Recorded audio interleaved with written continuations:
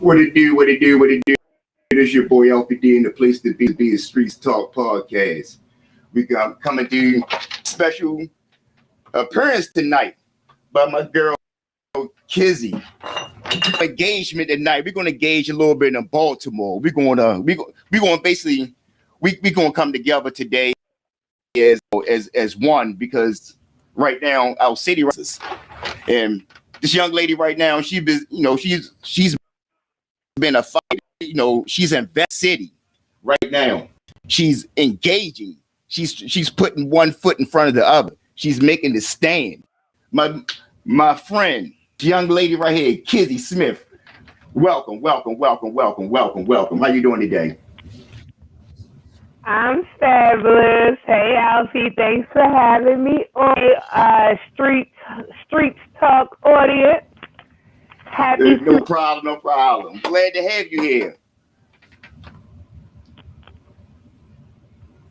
Yeah, so I think it's happens by accident. Everything is divine. I go out. We go back quite a few years, and so for decades. But so engaging on form where we can vibrate higher. Bring it to a point where we and our talents and our audiences to do something to make our city greater, partying as ever, Yeah, exactly. So I brought you here today because I was online and I seen a video that was well spoken and well written and well put together, and it caught my interest. So what is Engage Baltimore? Tell us a little bit about that today. So Engage Baltimore is a very new and which seeks to disrupt the system that has mired us for disrupt the systemic inequities by preparing Baltimore processes, procedures, and politics needed to get in all aspects of civic governance. So what is that really? I want to use my knowledge, to make sure that both everyday Baltimoreans know what it takes is heard, to get the things that are important to them, agenda, to get the results that they feel their community. And, you do that by learning the rules of the game, right? So not every one of us is meant to run for office, civic service, but the decisions made by those who do that work affect every single one of 1,000 of us here in Baltimore and even in the surrounding areas, because together, there's absolutely nothing that doesn't affect, or that especially our politicians and our civic service not directly affect what it is we're doing, how we move in the spaces in which we live and move in. And so the goal is to be able to reach out to community associations just because they are already strong, and then use that as an opportunity to come a space in which to basically train people to see what it is they need to do to reach their goal. So if your cause is regarding prison reform, has the power in that area, right? Who are those people that have prison reform? So we need to know who those people are. We need to know all the things, when those decisions get made. We need to know who's at the table but we also need to know who's at the table when the decision, because nobody comes to the vote wondering what the vote is going to be, a vote or not. So we want to be in those conversations that are happening before, to be at those tables. We want to be in those conversations without us being a part of those conversations. Exactly. So if I'm a young up and coming person, I'm just tired of it. I'm just tired of, I feel as though my city, my government, my county, whatever is not doing enough for me. How do I get access to those rooms? How do I get started? How do I get engaged in Baltimore? I mean, what is like some of the steps? Or, how did you get started, or not exactly on the path, but maybe someone else might take that path and might want to use it on a different way, use it as a blueprint. So how did you get started? Absolutely. So, I mean, let me keep it 100. I do not have all of the connections. I do not have all of the access. I have is access to people who have access. And so really, that's really what it comes down to, right? There's this saying that you're never a separation away from anybody. Well, in this city, I'm no more than two to anybody in the city. I can make a phone literally just about everybody, right? And I'm talking from the street. And so, being able to pull people together and find the way to do, right? So every cause has that's the first thing you have to do is you have to figure out what is the pathway goal, right? So if your goal is, I'll talk about when I started this process or Draft Engage Baltimore. So during all last year, we were stuck in the news because, hey, we stuck in the house. Might as well watch the news. And we saw the protests after George Floyd's murder and after Breonna Taylor's murder, us doing two things. We were in our protesting for people to do things that were not within the. So you can't ask someone who has absolutely no police force to fire the police chief. You can't do that. If we have to know the steps, we have to know who's in charge, like who gets to make those, legally, who gets to make those decisions. But we also need to know what the policy, because if the person who has the decision-making power, is thrust into the midst of the political machine, we need to know where those, we need to be able to bring ourselves together to choose and vote, right? So we have one thing about Baltimore doing this work for a long time, right? A long time. But they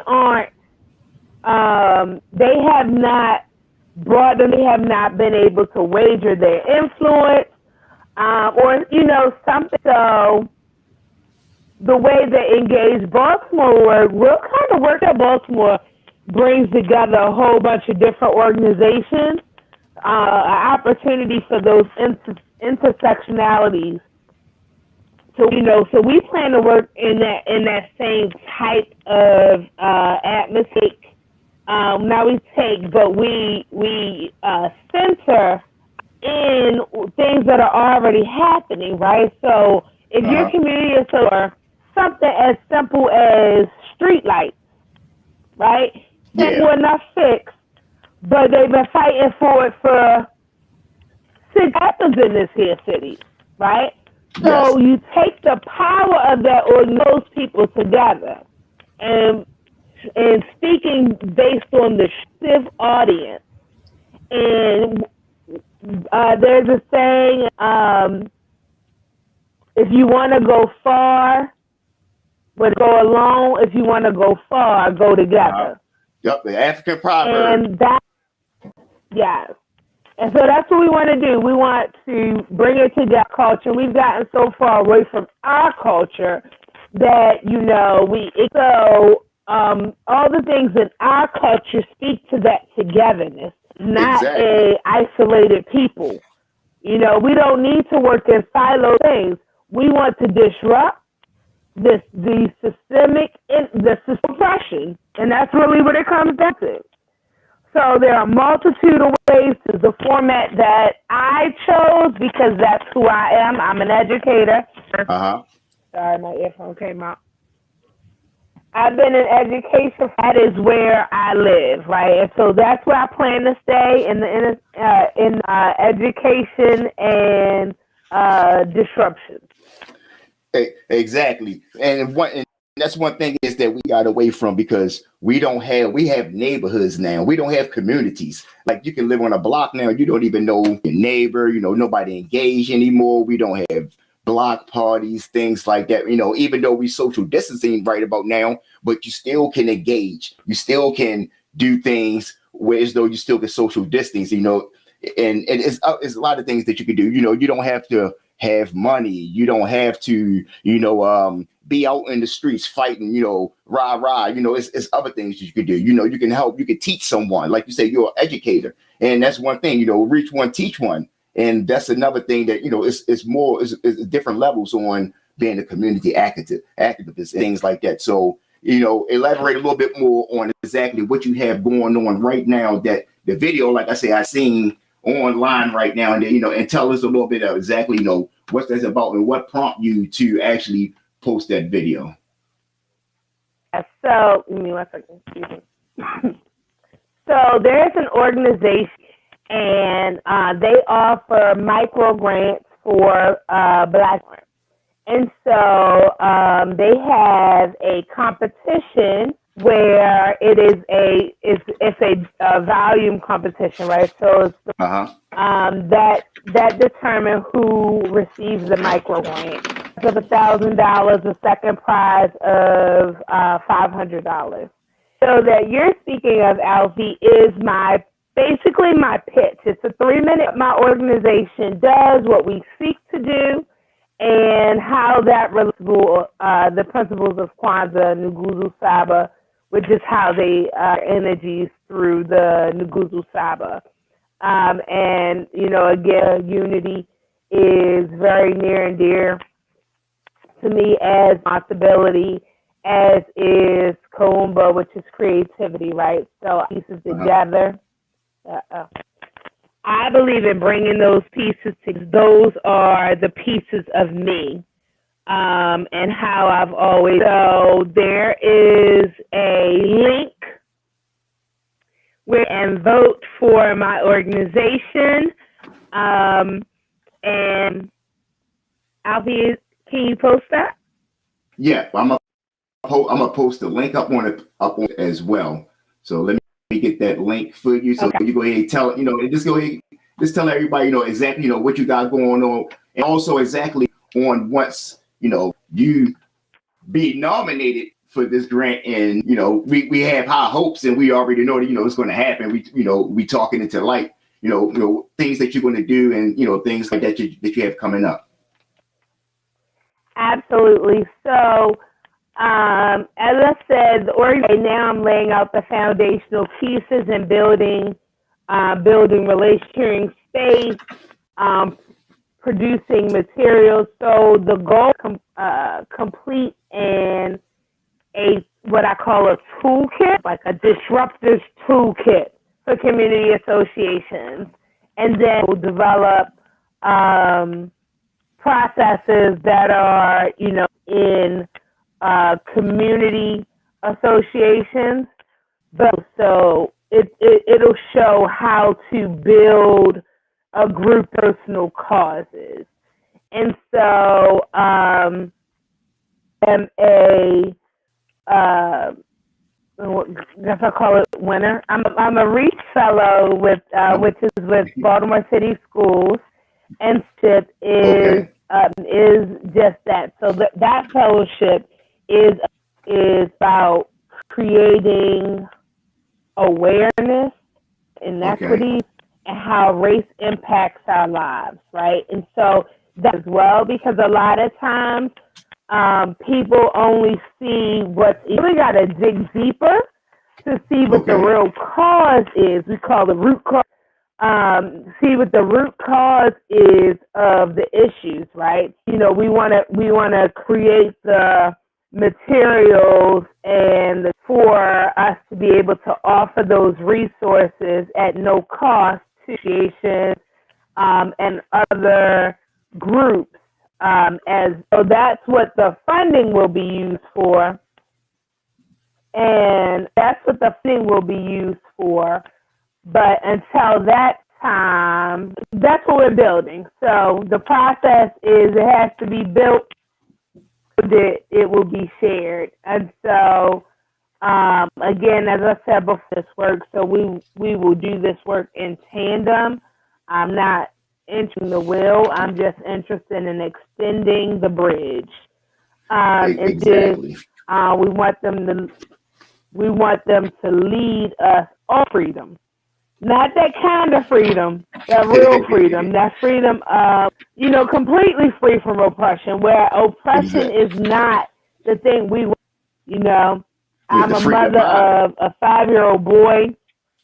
As a mother of a 5-year-old boy in Baltimore City, I should really to think about what this world, what this is going to be like as he comes of age. He's going to be big, at least 6 feet or better. Exactly. They're big black men. Mm. So, I have to do my part a little bit better. As Shirley Chisholm says, service on earth. I truly, truly believe that. My shirt served and socialized, I can't get my view right. But my shirt says I read this, which is a quote by I am a disruptor by nature. Creating equitable opportunities. A lot of times we talk about equality is the floor. That's not the ceiling, right? No. So past just wanting equality, I don't want the opportunity. I don't want to get bused to a school in a good neighborhood because they're my neighborhood to be just as good. Yeah, we have to clean our own neighborhoods up, and that's how we're getting away from communities, because we a lot of times we target the crime. Let's go move out in the county, move out to another state, but it's crime everywhere. It's crime everywhere that you go. So why not stick around and, like they say, stay with the devil that and stick around and try to do something in your neighbor. Pick up a piece of trash. Talk to your neighbors. If you see someone outside, it's all those little things like that. What brings into being a community. They used to have back in, my parents always talk about back in when they was coming up, they had I think it was on Saturdays, they had to scrub the stairs and things like that. That once you took pride into your neighborhood, you don't want anybody hanging around throwing trash in there. But it starts small. It starts the little thing, and you got to start as while they're young. It's not saying we giving up on this generation as we giving up now, but we have to start them while they're young, and then put it embedded into their brain until they get older, and then it's all on raising up as raising a person up as a right as a man, as a lady. It doesn't matter the race or anything, but it's more prominent to us because we don't have no like say positive role models that we can actually look up to besides sports and rap and things. They're all things like they're good things, but we need some activists. We need someone that's going to lead us here. And hopefully once everything's once this program is over and they pick everyone, you'll be one of the ones here in the city that's going to be up and coming risers that's going to help lead us into the promised land, like Dr. Martin Luther King said. So, and that's the thing for your statement a little bit, Alfie, because I don't believe in waiting for this great. I believe that we're all leaders, right? Yes. We all take a little piece. You're leading right now. You're taking your access, using it for the good of us all. That's leadership, right? So we all, excuse me, one person don't have to do a whole lot if we all do a little bit. Exactly. Just say something about that too, but I don't really know how I go. But, that's what it is. Many hands make for light work. Many hands. It doesn't take. I'm not waiting on. I got time. I ain't got time to wait on the Martin Luther King to come about. Like I said, I'm an educator, so that's the space I know. That's where I know I can bring something of value. Now, I'm not changing the city all by itself. That doesn't happen. That is a little bit. That's going to contribute to your little bit. That's going to contribute to her little bit. We can all make this a better place. And I'm not Yeah, and negotiations and things like that, just because they already have people who are doing these things and they're organized already. But I grew up in Park Heights. I ain't scared to step out. And when I don't come to school if you want to. I'm coming to look for you. And that's what we need. I'm we pulling need you off. Get in this car, right? So I'm gonna take this to the streets too. Turn on the block. It'd be like, what do we need to do to get y'all to be up? We can't create a community. We can't create a whole new city without them. They ain't going nowhere. So we have to get them invested in. You get people invested by being able to see themselves in it. You get people invested, see some benefit for them, right? They don't see themselves as a part of. Yeah, they might rep Baltimore, rep the village, rep Park Heights, but they see themselves owning any part of this because they don't. Exactly. So we have to create opportunities for people to all of us. Yep, I tell the young guys, and we all got to put in.